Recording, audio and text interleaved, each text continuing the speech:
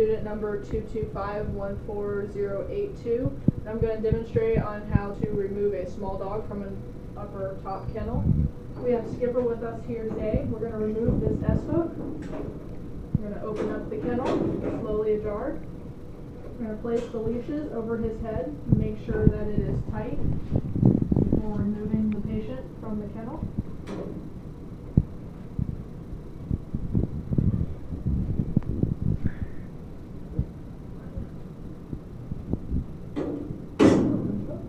And as you can see, there's an S-hook on this kennel for extra safety.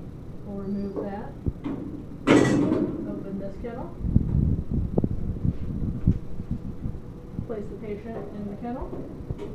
I'm going to remove the leashes. I'm going to close this kennel and replace the S-hook. And that is how you transfer a small patient from an upper kennel to another upper kennel.